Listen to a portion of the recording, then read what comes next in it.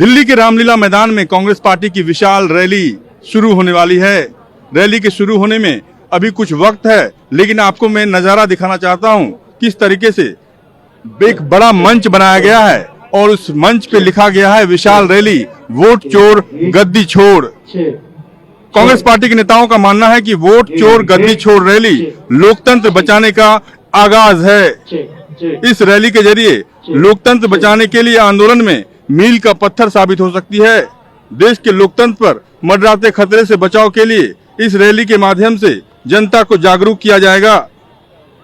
निर्वाचन आयोग की भूमिका पर उठ रहे सवालों को लेकर पूरे देश में एक अहम संदेश देने की कोशिश इस रैली के जरिए होगी। ये संदेश भी जाएगा कि भाजपा किस प्रकार सरकारी तंत्र का दुरुपयोग कर मतदाताओं के साथ अन्याय कर रही है। चुनावी प्रक्रिया को प्रभावित किया जा रहा है। चुनाव आयोग की निष्पक्षता पर उठ रहे सवालों को दरकिनार कर बीजेपी पूरे प्रकरण की निष्पक्ष जांच के प्रति तत्परता नहीं दिखा रही है।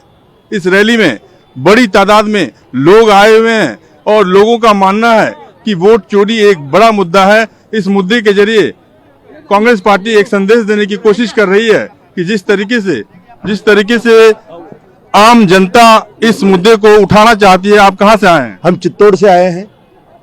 क्या मुद्दा है? और मुद्दा यही है, जिस प्रकार से Bharatiya Janata party election commission के सहारे से वोट चोरी कर रही है और वोट चोरी कर सत्ता जो हथियाई है उसके खिलाफ लोगों में आक्रोश है। पूरे देश में इस वो वोट चोरी जैसे हरियाणा में हुई और अभी जो मतदाता पुनरीक्षण का जो जिस प्रकार कार्य चल रहा है उस पुनरीक्षण के कार्य में Bharatiya Janata party election commission को अपना एजेंट बनाकर उस जिस प्रकार से लोगों के साथ में छलावा करके जो सत्ता जो उन्होंने हथियाई है उसके खिलाफ सारे लोग एकत्रित होकर यहाँ इस रैली के माध्यम से पूरे देश में संदेश जाएगा किस प्रकार भारतीय जनता पार्टी और इलेक्शन कमीशन मिलकर जो वोटों की जो चोरी है और उस वोट चोरी के माध्यम से लोगों का जो मूल अधिकार है उसको छीनने का प्रयास कर रही है।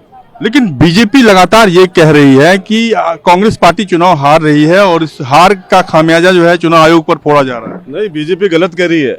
जो चुनाव आयोग है ये तो भारतीय जनता पार्टी के अग्रिम संगठन की तरह कार्य कर रहा है। हरियाणा में, महाराष्ट्र में वोट बढ़ाकर, बिहार के अंदर वोट काट कर, फिर चुनाव में वोट जोड़कर उन्होंने हर जगह अपने वोटरों को जोड़ा है और कांग्रेस समर्थित वोटों को हटाया है। उनका मोदी जी का विजन यही है, सत्ता में रहना।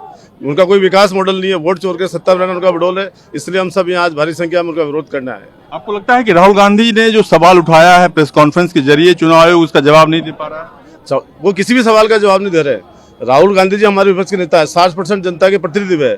जो वो सवाल कर रहे हैं उनके जवाब नहीं दे रहे, उल्टा उनसे एफिडेविट मांग रहे हैं। तो चुनाव आयोग से बच रहा है। चुनाव आयोग की जगह जो जवाब भी दे रहे हैं तो बीजेपी के नेता दे रहे हैं। आप कहां से आए हैं?